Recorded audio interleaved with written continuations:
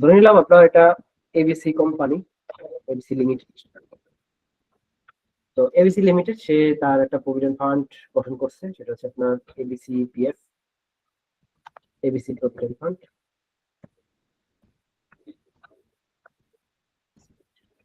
তো অর্থাৎ provident fund তার একটা ফান্ড গঠন করছে সে।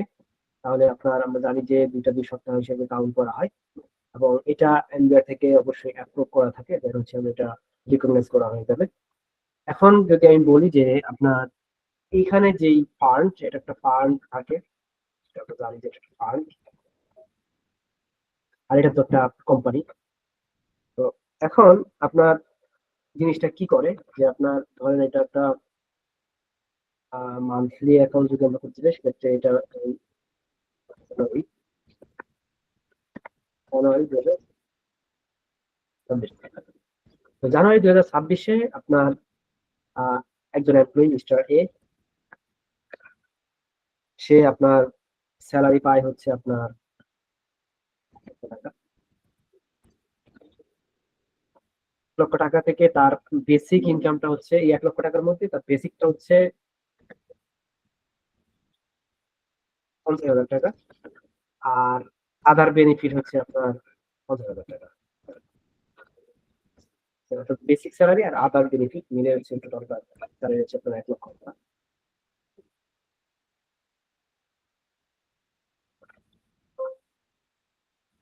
Sorry।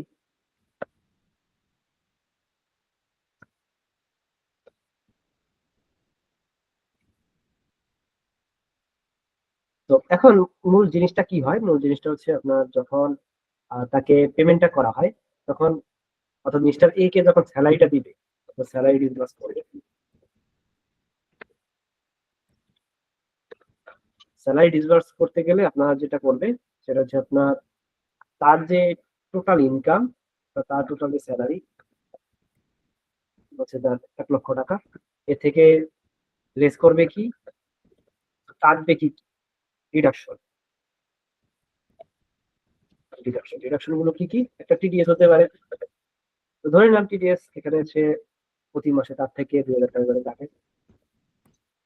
আরেকটা জিনিস, এই যে প্রভিডেন্ট ফান্ড গঠন করছে, এই প্রভিডেন্ট ফান্ডের একটা কন্ট্রিবিউশন কোম্পানি কেটে রাখবে। তো প্রভিডেন্ট ফান্ডের যদি কন্ট্রিবিউশন কোম্পানি কেটে রাখে, তাহলে কত পার্সেন্ট কাটবে, ধরে নিলাম তারা 7%, বেসিক স্যালারি 7% কাটে। তো তাদের ধরেন এগ্রিমেন্টে আমরা কত পার্সেন্ট গেছিলাম, যে এগ্রিমেন্টে 7% অথবা 8%, সর্বোচ্চ 8%, সর্বনিম্ন 7% হতে হবে তাদের যেই ডিডাকশনটা। তো এখানে দেখেন যে আপনার প্রভিডেন্ট ফান্ডের কন্ট্রিবিউশন,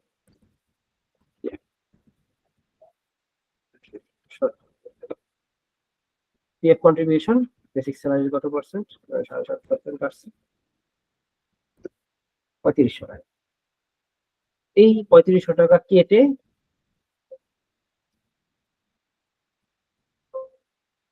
এই 3500 টাকা কেটে আপনার যেটা হয়েছে,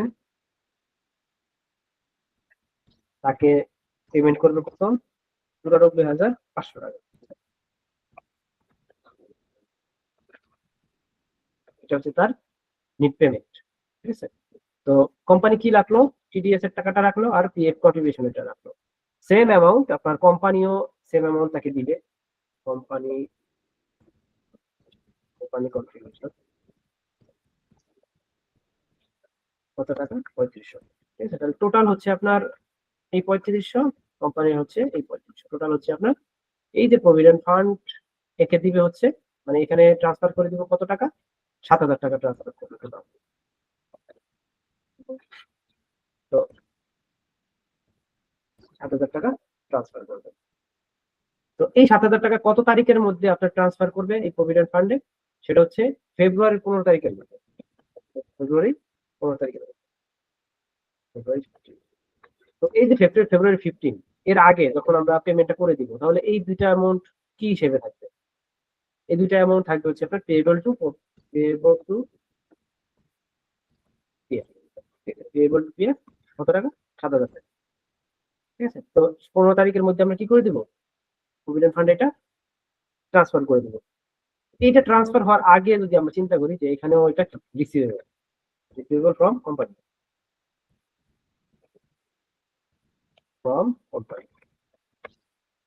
কত টাকা? রিসিভেবল ফ্রম কোম্পানি 7,000 টাকা।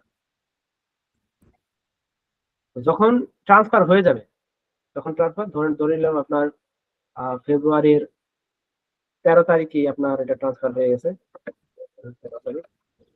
ট্রান্সফার হয়ে গেলে এটার পেয়েবল নাই, ঠিক আছে, এটার পেয়েবল নাই, এটা পেয়েবলটা জিরো হয়ে যাবে, ঠিক আছে। তো পেয়েবলটা জিরো হয়ে এখানে রিসিভেবলও থাকবে না, রিসিভেবলটা হয়ে যাবে কি এটা কন্ট্রিবিউশনটা, কন্ট্রিবিউশন কন্ট্রিবিউশন 7,000 টাকা। এই কন্ট্রিবিউশনটাই হচ্ছে আপনার কি প্রভিডেন্ট ফান্ডের পোর্শন, ঠিক আছে, ইকুইটি পোর্শন আর কি, ঠিক আছে। প্রভিডেন্ট ফান্ডের ইকুইটি পোর্শন মানে কি আপনার ব্যাংক হিসেব, অর্থাৎ অ্যাসেট যদি আমরা ভাবি, আর লাইবিলিটি, ইকুইটি আর লাইবিলিটি আমরা যদি চিন্তা করি ব্যালেন্স শিটে, তাহলে এখানে কি ব্যাংক ডেবিট, প্রভিডেন্ট ফান্ডে টাকাটা ঢুকছে ব্যাংকে 7,000 টাকা, আর ইকুইটি যেটা হচ্ছে কি দুজনের যে কন্ট্রিবিউশন, এই কন্ট্রিবিউশনটা, তাহলে অ্যাসেট ফাংশন কি ইকুইটি এবং লাইবিলিটি আমার, ঠিক আছে। এখন দেখেন যে আপনার ব্যাংকে আছে 7,000 টাকা, ইকুইটি পার্টেও আছে 7,000 টাকা। এখন আপনি চাইলে কি করতে পারেন, এই যে টাকাটা, এই যে 7,000 টাকাটা, এই 7,000 টাকাটা আপনি কি করতে পারবেন, ইনভেস্ট করতে পারবেন। ধরে নিলাম আপনি কি করলেন, এই 7,000 টাকা থেকে 4,000 টাকা ইনভেস্ট করলেন, ঠিক আছে, 4,000 টাকা ইনভেস্ট করলেন। ইনভেস্টমেন্ট কত টাকা করলেন, 4,000 টাকা। 4,000 টাকা যখন ইনভেস্ট হয়ে গেল, তখন কিন্তু আপনার কি হয়ে গেল, অটোমেটিক্যালি ব্যাংকটা কমে যাবে। কেন ব্যাংকটা কমে যাবে? কারণ ব্যাংক থেকে টাকাটা চলে যাবে ইনভেস্ট যখন আপনি করবেন। তাহলে আপনার এখন কি হচ্ছে, এটা অ্যাসেটে এটা যাচ্ছে, আর ইকুইটি এবং লাইবিলিটিতে আপনার 7,000 টাকা যাচ্ছে।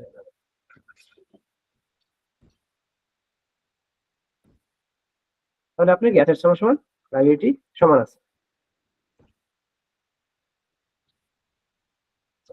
এখন দেখেন যে আপনার এই যে ইনভেস্টমেন্ট, এইভাবেই হচ্ছে প্রতি মাসে যখন এইভাবে কন্ট্রিবিউশন আসতে থাকবে, তখন এইভাবে হিট করবে। এখন দেখেন যদি আপনি এই যে ইনভেস্ট করলেন, ইনভেস্ট থেকে কি প্রফিট পাবেন না? এই যে প্রফিটটা, এটা তো ক্যালকুলেশন করতে হবে, অ্যাপ্রুভ করে রাখতে হবে, তাই না, যে আপনি ইনভেস্ট করলেন, ইনভেস্টমেন্ট থেকে আপনি প্রফিট পাবেন। এটা হয়ে যাবে কি আপনার profit and loss statement, revenue statement বা রেভিনিউ অ্যাডজাস্টমেন্ট স্টেটমেন্ট যেটাই বলি, যাই বলি। পিএনএল স্টেটমেন্টে যদি আমরা চিন্তা করি, তাহলে আপনার এটা ধরেন আপনি 4,000 টাকা ইনভেস্ট করছেন, এখান থেকে ধরেন আপনার শুধু জানুয়ারি মাসে যদি আমরা চিন্তা করি, ধরেন আপনার জানুয়ারি মাসে বা ফেব্রুয়ারি মাসে ধরেন আপনি ইনভেস্ট করছেন, তাহলে এটা ফেব্রুয়ারি মাসের প্রফিট এন্ড লস স্টেটমেন্ট।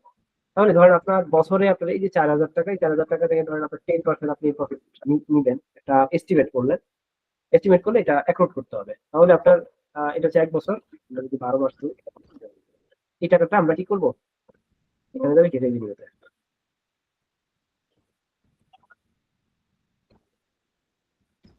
এই হচ্ছে আপনার রেভিনিউ।